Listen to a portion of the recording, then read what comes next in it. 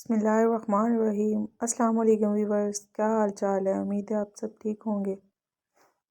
हमारे घर में जब भी चने बनते हैं तो सबको बहुत पसंद आते हैं, तो मैंने सोचा क्यों ना ये रेसिपी आज आपके साथ शेयर की जाए।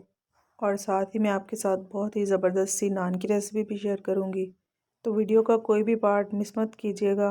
और अगर आपको मेरी वीडियो पसंद आए तो इसको लाइक करें, शेयर करें, और अगर फर्स्ट टाइम चैनल को विज़िट कर रहे हैं तो चैनल को सब्सक्राइब ज़रूर कर लें।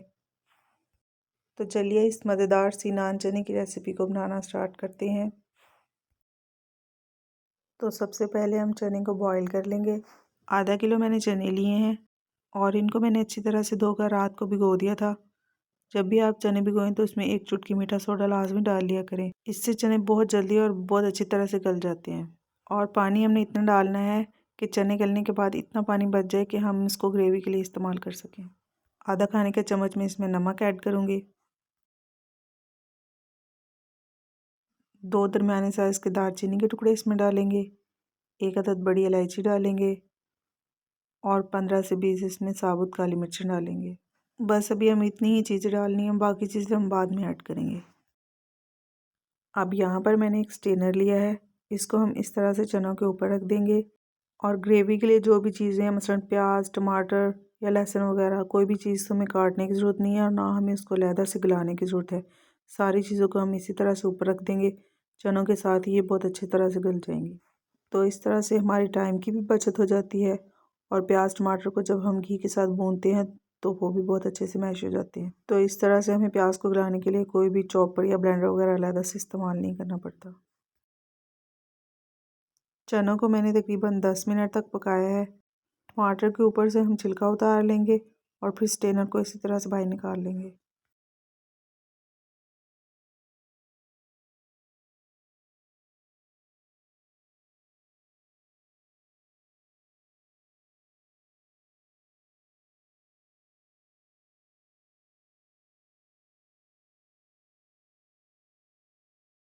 और ये देखिए चने भी बहुत अच्छी तरह से गल चुके हैं। तो चनों को हम अलहदा किसी बाउल में निकाल लेंगे और इसके अंदर जो यखनी है उसको अलहदा निकाल लेंगे। तो प्याज का मसाला तैयार करने के लिए अब हम इसमें 1 कप घी डालेंगे और घी को थोड़ा सा गर्म होने देंगे। और जो प्याज टमाटर और लहसुन वगैरह है वो हम इसमें डाल देंगे और इसको चम्मच की मदद से थोड़ा सा मैश कर लेंगे।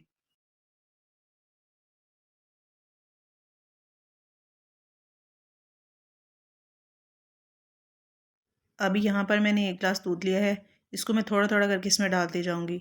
इससे जो चने की ग्रेवी है उसका टेक्सचर बहुत अच्छा और क्रीमी सा हो जाएगा और टेस्ट भी बहुत अच्छा हो जाएगा। अगर आपके पास क्रीम हो तो आप थोड़ी सी इसमें क्रीम ऐड कर सकते हैं, तो मेरे पास अभी क्रीम नहीं थी तो मैंने इसलिए दूध इस्तेमाल कर लिया है। दूध को हम इसी तरह से थोड़ा थोड़ा करके डालेंगे, क्योंकि अगर हम एक साथ सारा दूध डाल देंगे तो जैसे ही वो थोड़ा सा ड्राई होगा तो उसके छींटे आपके हाथों पे पड़ना शुरू हो जाएंगे। अब हम इसमें नमक डालेंगे, क्योंकि हमने चना को बॉईल करते वक्त भी नमक डाला था। तो अब यहाँ पर सिर्फ 1 चाय का चम्मच नमक डालेंगे और 1 खाने का चम्मच मैंने यहाँ पर कुटी हुई लाल मिर्च इस्तेमाल की है। आप अगर चाहें तो पाउडर मिर्च भी डाल सकते हैं। 1 चाय का चम्मच ही हम इसमें हल्दी ऐड करेंगे और जो भी मसाले हमने ऐड किए हैं इनको हम प्याज के साथ अच्छी तरह 2 से 3 मिनट के लिए भून लेंगे। तकरीबन 2 मिनट लगे हैं और मसालों को मैंने अच्छी तरह से भून लिया है और जो घी है वो भी सारा ऊपर आ चुका है। तो अब इसमें से आधा घी हम अलहदा किसी बर्तन में निकाल लेंगे, क्योंकि अक्सर आपने देखा होगा कि जब कभी हम बाज़ार से चने लाएं तो वो एंड से अलहदा भी घी डाल के देते हैं, क्योंकि उनको पता है कि ये चने बहुत भूखे हैं। जितना भी घी इनको पकाते वक्त डाल दें ये सारा खा पी जाते हैं, तो इसलिए वो घी बाद में डालते हैं। तो हम भी ऐसे ही करेंगे, ये वाला जो घी है इसको हम बाद में डालेंगे।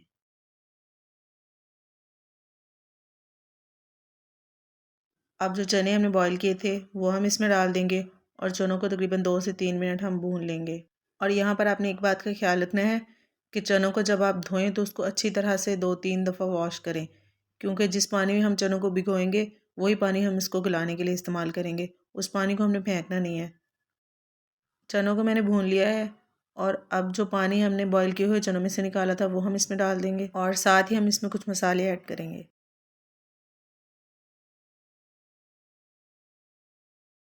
ज़ीरा हम आधा खाने का चम्मच डालेंगे, धनिया पाउडर 1 चाय का चम्मच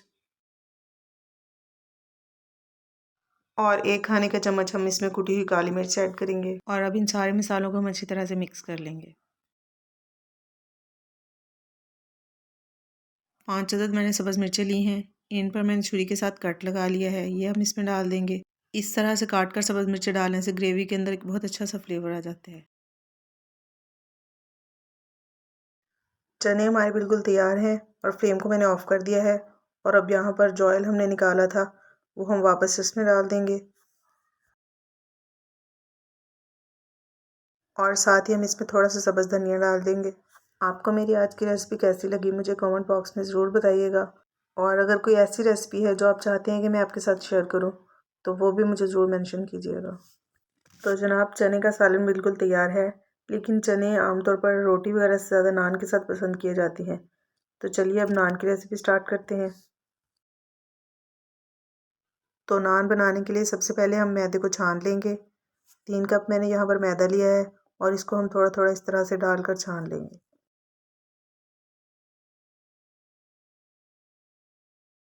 मैदे को मैंने छान लिया है, तो अब इसमें 1 चाय का चम्मच बेकिंग पाउडर ऐड करेंगे, आधा चाय का चम्मच नमक ऐड करेंगे और 1 चाय का चम्मच हम इसमें चीनी ऐड करेंगे और इन सारी चीज़ों को भी छान लेंगे। अब हम इसमें 1/4 कप दही डालेंगे। दही अगर थोड़ा सा खट्टा हो तो ज़्यादा अच्छा है। और 1/4 कप ही हम इसमें ऑयल या घी डालेंगे।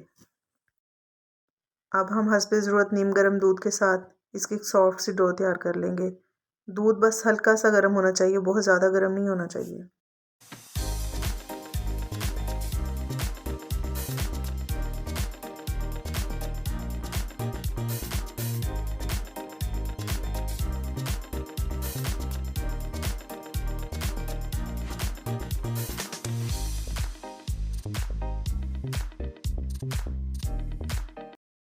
डो को मैंने अच्छे से गूंद लिया है, तो अभी हम इसको तकरीबन 15 से 20 मिनट के लिए रेस्ट देंगे ताकि ये अच्छे से सेट हो जाए।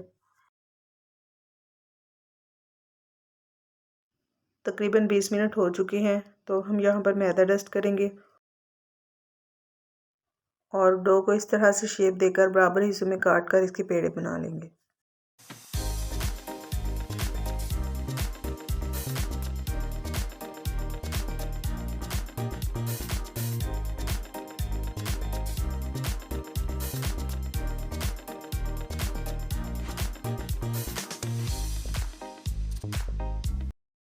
दोबारा से मैदा डस्ट करेंगे, पेड़े को इस तरह से हाथ से थोड़ा सा सेट करेंगे और फिर बेलन के साथ बेल लेंगे।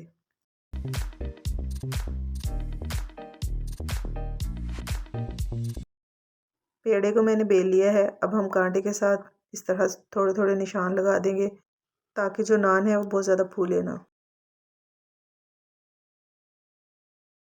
1 अंडे की मैंने सर्दी ली है और इसमें 2 खाने के चम्मच दूध डालकर इसको मैंने अच्छी तरह से बीट कर लिया है। इसको हम ब्रश के साथ नान के ऊपर लगा देंगे। वैसे अंडे की सर्दी लगाना ज़रूरी नहीं है, अगर आप चाहें तो आप दूध भी ब्रश के साथ लगा सकते हैं। बस अंडे की सर्दी लगाने से ये होता है कि कलर थोड़ा अच्छा आ जाता है।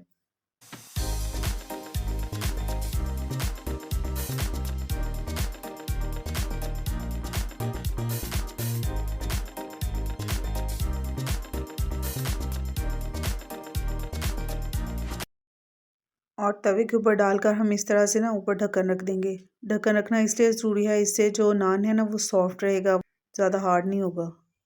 तकरीबन 2 मिनट तक हम इसी तरह से इसको लो फ्लेम पर पका लेंगे। अब यहाँ पर मैंने एक पतीला लिया है, इसको तकरीबन 4 से 5 मिनट के लिए मैंने प्रीहीट कर लिया है। तवे को हम उल्टा करके इस तरह से इसके ऊपर रख देंगे ताकि नान के ऊपर अच्छा सा कलर आ जाए। बीच में हम 1-2 बार इसको चेक कर लेंगे और जब हमें लगे कि सही कलर आ गया है तो हम नान को तवे के ऊपर से उतार लेंगे।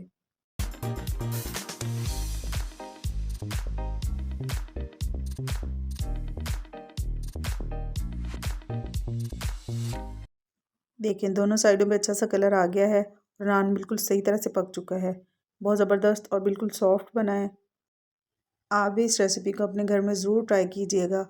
और अगर आपको मेरी वीडियो पसंद आए तो इसको लाइक और शेयर कर दें। और अगर फर्स्ट टाइम चैनल को विज़िट कर रहे हैं तो चैनल को सब्सक्राइब ज़रूर कर लें और बेल आइकॉन को भी प्रेस कर दें ताकि आपको मेरी हर नई आने वाली वीडियो का नोटिफिकेशन मिल सके। तो फिर मिलते हैं इंशाअल्लाह एक नई रेसिपी के साथ। तब तक के लिए अल्लाह हाफिज़।